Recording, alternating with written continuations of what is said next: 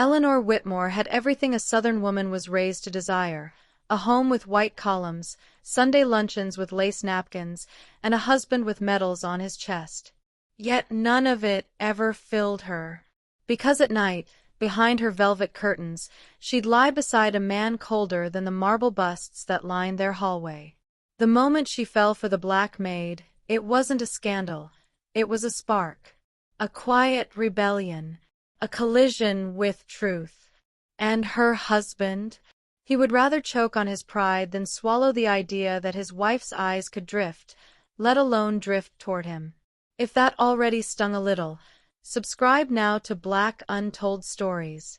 We tell the stories that shake the ground history pretended was solid. Hit the bell. Because Eleanor's story? It's about to unravel like silk in fire.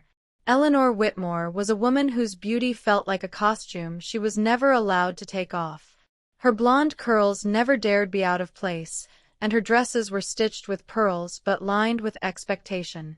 People whispered about her in town like she was porcelain, breakable, expensive, and only meant to be looked at. She came from money, married into more. But money never protected her from loneliness. Or worse, boredom. She wasn't loud. But her silence wasn't soft either. It carried weight. It was the kind of silence that made men adjust their collars and women avoid eye contact. She painted, once. Played piano, too. But after her third miscarriage, she stopped doing anything that made noise. Charles, her husband, stopped asking her to smile. He preferred her quiet now. Easier that way. Easier to display. Their home was large. Too large. It echoed. Which is probably why she noticed the new maid so quickly. Charles Whitmore was the kind of man who saluted the flag at dinner and corrected your grammar with a smile. An ex-army officer who never learned how to come home. Polished. Patriotic. Controlled. To the world, he was a gentleman. But to Eleanor, he was a ghost wrapped in skin. His words were sharp, his touch colder than glass, and his eyes only saw her when she spoke out of turn. 12 years. No children. No softness. Once, at a country club ball, Charles leaned in and whispered, "The right kind of wife is quiet, classy, obedient, and grateful." Eleanor smiled through clenched teeth. But something cracked inside her that night. A hairline fracture that widened each year. Thomas arrived on a Wednesday morning. The agency called him qualified. Charles called him acceptable.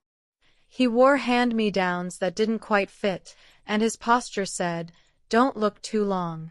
But Eleanor noticed. His hands were steady. His movements deliberate. He was not broken, but cautious. He moved like someone who'd been taught that existing too boldly was a crime. Yet beneath that careful exterior, Eleanor saw something else. Curiosity. Depth. And something dangerously close to defiance. She asked if he could read. He said yes. Then she asked what. He replied, "Everything I can get my hands on, ma'am. Baldwin. Dubois. Langston, sometimes Neruda, when the day's been especially cruel." That's when she knew, this man thought. And thinking men were dangerous. Especially in that house. By the second week, Eleanor moved her afternoon tea into the library. Convenient, since Thomas dusted the shelves there on Tuesdays. "I think you'd like this one," she said once, handing him a worn copy of The Fire Next Time. Their fingers didn't touch. But they didn't need to. Martha, the family cook, began boiling pots louder than necessary. She saw it. She'd seen it before. The beginning of a fall. But Eleanor, she didn't care. She was tired of the cage. And Thomas? He was the only one who didn't treat her like something owned. One afternoon, Eleanor caught herself waiting, timing her entrance to the hallway, just to catch a glimpse of Thomas walking past. She scolded herself, blushed in the mirror, but still did it the next day. Then came the sketches. She found Thomas sitting in the garden, charcoal in hand, drawing in a weathered notebook. His lines were tender, the kind of strokes that carried memory. "What's that?" she asked. He looked up, hesitant. "Just a memory." It was a woman, peaceful, eyes closed, like she'd finally exhaled after years underwater. "Draw me," she said. His voice cracked. "That would be crossing." "I've already crossed," she whispered. Later that week, as Eleanor poured herself sherry, Martha stepped into the sitting room. "Ma'am," she said, wiping her hands on her apron, "I know I shouldn't say this, but I will. I've seen what happens when a white woman looks at a black man with longing in her eyes." Eleanor met her gaze. "You think this is some beautiful story, but I've buried a cousin who got lynched because someone like you smiled too long." Eleanor flinched. "I'm not using him." Martha's voice broke. "Even if you mean well, you'll still break him. The world don't care about good intentions, ma'am. Only outcomes." That night, Eleanor sat alone in the dark, her sherry glass full, her heart full of ache. She had never felt more seen, or more dangerous. Charles was not a man who noticed details, but he noticed patterns. Eleanor smiled more.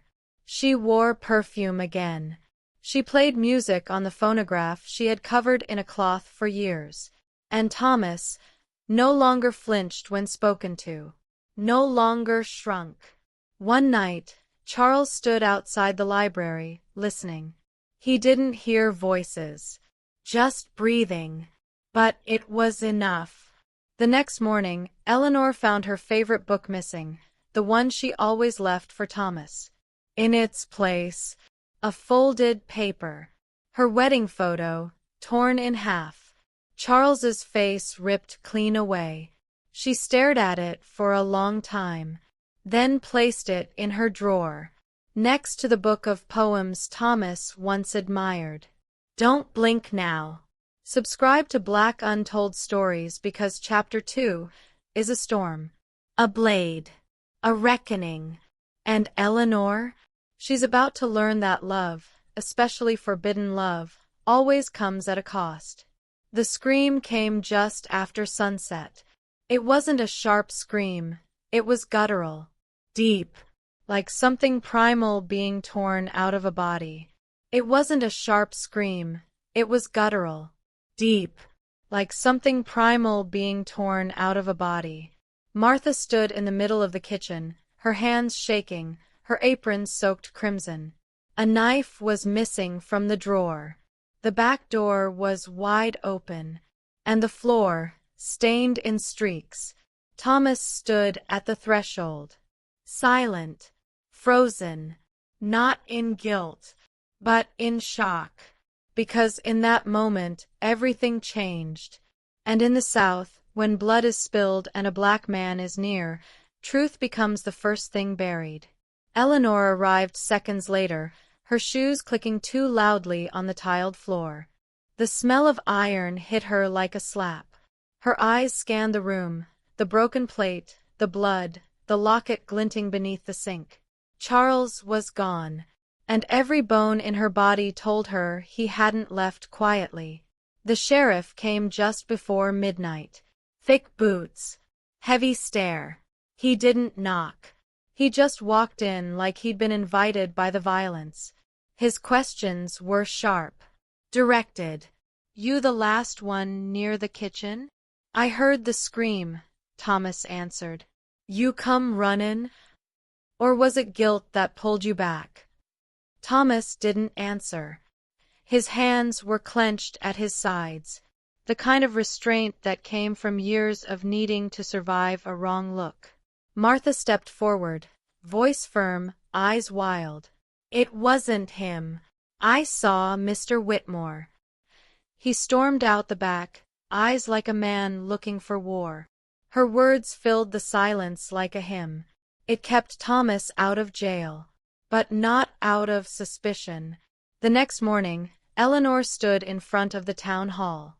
Her voice was calm, but her hands, hidden in white gloves, shook ever so slightly. "My husband is missing," she said. "He may be hurt. He may be dead. But what I will not allow is for a loyal man to be crucified by gossip." Some gasped. Some sneered. But all listened. This town is built on pride.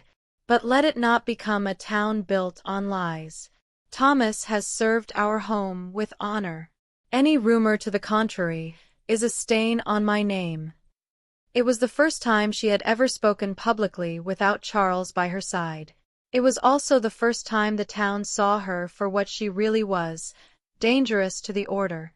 Whispers rippled through the crowd. Some called it bravery, others called it betrayal. Either way, the town began to split.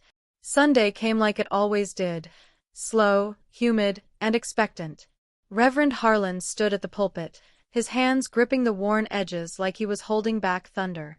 He didn't name names. He didn't need to. "There are those in this very congregation," he said, "who invite sin into their homes and dress it up in poetry and lust. And they call it freedom. But the Lord sees." A shiver passed through the pews. Some looked down. Others looked at Eleanor. She entered late, alone, head held high, a black hat draped in lace casting shadow over her eyes. Thomas walked in after her, quiet, unbowed. The choir faltered. For the first time in 20 years, the soprano missed her note. Reverend Harlan adjusted his collar. His eyes burned holes in both of them, but neither of them looked away. 3 days later, Charles's car was found, abandoned, at the edge of Deer's Hollow, a place mothers warned their children about. Door ajar, blood across the driver's seat, a trail into the woods that ended with nothing. No body, no weapon, just absence. The sheriff called it an open investigation, but the town had already made up its mind. They held a funeral without a casket, a hollow service with more anger than grief. Reverend Harlan led the prayer. "May the Lord grant justice, even in darkness." Thomas stood outside, not permitted in, not by law, but by fear. Eleanor stayed inside the chapel, eyes locked on the empty altar. In her coat pocket, she held the poem Thomas had written weeks before. Folded so many times, the edges had worn soft. She didn't cry, didn't blink. She just listened. To every silence, to every lie. If this story is wrapping around your heart, don't forget to subscribe to Black Untold Stories. These are the stories they didn't want us to remember, but we're bringing them back, one truth at a time. That night, after the service, Martha found Eleanor alone in the parlor. "You think love is the only thing you're risking?" she asked. Eleanor turned slowly. "What do you mean?" Martha pulled something from her pocket, a locket, gold, cracked, splattered. This was in the sink. Eleanor stared at it. "That ain't Mr. Whitmore's blood," Martha whispered. "And you know whose it is." Eleanor's chest tightened. The room blurred. "You knew," she murmured. "You knew he came back." Martha didn't deny it. "He came back after the scream. He came back and saw you and Thomas in the garden. He didn't speak. He just turned, like he'd already decided something." The silence that followed was suffocating. Thomas wasn't safe. And this town? It wasn't waiting on truth. It was preparing something else. That night, Eleanor packed a single bag. No jewelry, no letters, just one change of clothes and the poem. She met Thomas in the stables, where the moonlight stretched thin across the straw. "We have to go," she said. They'll come for you, with ropes or fire, or worse. Thomas looked up at her, quiet, resolute. I won't run, he said. That's what they want. Then I'll ride with you, she answered. He blinked. I've got nothing left but this choice, and I'm making it. Martha appeared behind them, holding a lantern. She didn't speak at first, just stared. Then, go now, while you still got breath. Eleanor climbed onto the horse behind Thomas. She held him, not out of romance, but resolve. And just like that, they disappeared into the trees. But the road out of town doesn't forgive sin. And they didn't get far. By dawn, something would be waiting for them at the county border. A blockade, a betrayal, a trap. And the secret Charles took with him, the reason he bled, the reason he vanished, would come crashing into the courtroom that was never meant to offer justice. The night was quiet, too quiet to be honest. Eleanor could feel it in her bones, the way the wind paused, the way the moon refused to shine too brightly. It was the kind of silence that came before the scream, before the breaking, before the trap. Thomas rode beside her, steady and still, his body upright, but his eyes scanning. The woods moved like they knew what was coming. They didn't speak. There was no need for words when dread had already said enough. Just past Cedar Creek Bridge, the trap was waiting. Lanterns blinked on like stars torn from hell. 3 pickup trucks blocked the narrow path, their engines off but their threat loud. Men stood between them, faces shadowed, rifles in hand. They didn't need hoods. Their eyes did all the hiding. They weren't strangers. They were neighbors. Men Eleanor had seen at church, at grocer counters, at garden parties. But tonight, they were executioners. Thomas pulled the horse to a halt. He didn't ask questions. He already knew. Step down, someone ordered. This ain't your land anymore, another growled. And that ain't your woman. Eleanor stepped down first. Her hands raised. Her voice calm. This is madness, she said.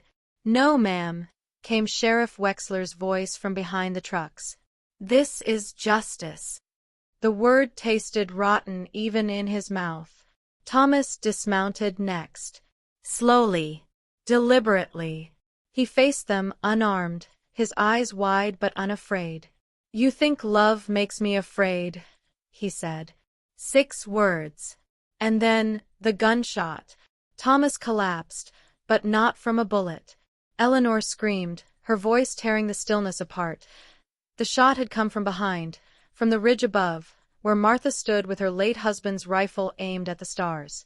Next one won't miss, she shouted. Her voice cut through the trees like thunder. You want to act like men?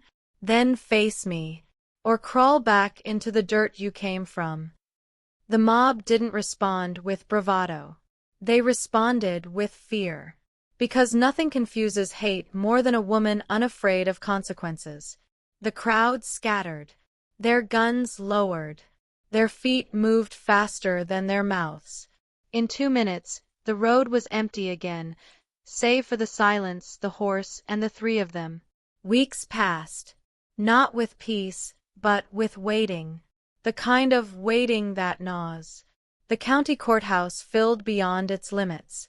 Families pressed shoulder to shoulder. Some came for justice. Most came for blood. Thomas stood at the front, beside Eleanor. The charges? Not murder. There was no body. Instead, attempted seduction, defilement, threat to public order.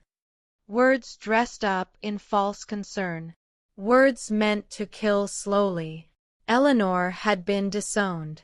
Her family name was now Ash. Her social invitations stopped. Her old friends crossed the street when they saw her coming. But she never left Thomas's side. Not once. She wore black, not for mourning, but for war. The doors creaked open. Gasps. Reverend Harlan entered the courtroom. His collar stiff. His eyes sunken. He carried a letter. "I was asked to officiate Charles Whitmore's will," he said. The room inhaled all at once. "It was delivered to me 1 week before he vanished." He unfolded the letter. In his own hand, Charles wrote, "If she breaks covenant, I will spill blood. Better a dead legacy than a stained one." Whispers cracked the room like thunder. He continued. He admitted to hiring men, to watching Eleanor's every step. He wrote that if she shamed him, he'd respond with finality. The words sucked all sound from the room. Then the final blow. He poisoned the family dog, just to see if she'd cry more for a black servant than a loyal pet. People turned their faces, some in disgust, others in shame. No one spoke, because even monsters leave shadows that shame the living. Eleanor stepped forward. She stood behind the wooden railing, not like a defendant, but like a truth long denied a voice. "I did not fall in love with Thomas because he was different from Charles," she said. "I fell in love with him because he wasn't." She turned to the judge. "There's been talk of disgrace, of sin, of treachery, but the only crime here was love. And we've already paid for it, with exile, with silence, with blood." She paused. "So if you must jail us, do it with your heads high. Let the record show. Let history write it clear." Her words hung in the air like smoke. The jury left, then returned. The verdict, not guilty. But the judge, old and pale, leaned forward. "You are both free," he said, "but you may never return to this town again." There was no applause, only silence, the kind of silence that screams. They walked out together, not fast, not slow, hand in hand. Martha was waiting by the fence, lantern in hand, the same lantern from that first escape. "Told you," she said. "Run while you still got breath." Thomas nodded. Eleanor hugged her. And then they left. Not fugitives, not villains, just people who refused to die unloved. 20 years later, a journalist in New Orleans found an old photograph in a second-hand shop. A woman with gray hair. A black man with a soft smile. Behind them, a painted sign. Marlowe Books and Test 1953. They had lived. They had built something from ruin. And the story the town tried to kill became a story the world came to hear. Time doesn't forget. It just waits. In the corner of a small bookstore in New Orleans, Time sat curled between the pages of worn poetry and second-hand coffee cups. The air smelled of lavender and memory. A college student, curious, sleepless, wandered between shelves, fingers trailing along spines that hadn't been touched in weeks. Then she found it. A photograph, tucked into a copy of Go Tell It on the Mountain. Faded. Bent at the corners. But unmistakable. A white woman, hair silver and pinned back, eyes soft. A black man, smiling, not just with his mouth, but with his whole being. Behind them, a painted sign on the wall. Marlowe Books and Test 1953. The student took it to the counter. "Who were they?" she asked. The woman behind the register looked up. Her eyes held centuries. Her name was Marie. And her answer was a whisper wrapped in thunder. "They were the story my grandmother lived, and the town tried to erase." Marie's voice didn't rise. It didn't need to. "Eleanor was my grandmother," she said, reaching beneath the counter for an old tin box lined with yellowed paper and cloth scraps. "And Thomas was the only man she ever trusted with her silence." She began to tell it, the story not found in textbooks or gravestones. How Eleanor and Thomas left behind everything they knew. How they arrived in New Orleans with a broken wagon wheel, $20, and a poem between them. How they built the bookstore by hand, brick by brick, shelf by shelf, filling it with the very words that once saved them. They named it Marlowe, after Eleanor's surname, Whitmore, and longing. Longing for truth. Longing for peace. Longing for a world where they didn't have to look over their shoulders to hold hands in public. Eleanor read aloud once a month, rain or shine. She read Baldwin's rage. She read Hurston's laughter. She read Hugh's sorrow. And every time she read, Thomas served tea in the back, smiling, listening, remembering. A white woman, hair silver and pinned back, eyes soft. A black man, smiling, not just with his mouth, but with his whole being. Behind them, a painted sign on the wall. Marlowe Books and Tea, EST 1953. The student took it to the counter. Who were they? She asked. The woman behind the register looked up. Her eyes held centuries. Her name was Marie. And her answer was a whisper wrapped in thunder. They were the story my grandmother lived, and the town tried to erase. Marie's voice didn't rise. It didn't need to. Eleanor was my grandmother, she said, reaching beneath the counter for an old tin box lined with yellowed paper and cloth scraps. And Thomas was the only man she ever trusted with her silence. She began to tell it, the story not found in textbooks or gravestones. How Eleanor and Thomas left behind everything they knew. How they arrived in New Orleans with a broken wagon wheel, $20, and a poem between them. How they built the bookstore by hand, brick by brick, shelf by shelf, filling it with the very words that once saved them. They named it Marlowe, after Eleanor's surname, Whitmore, and longing. Longing for truth. Longing for peace. Longing for a world where they didn't have to look over their shoulders to hold hands in public. Eleanor read aloud once a month, rain or shine. She read Baldwin's rage. She read Hurston's laughter. She read Hugh's sorrow. And every time she read, Thomas served tea in the back, smiling, listening, remembering.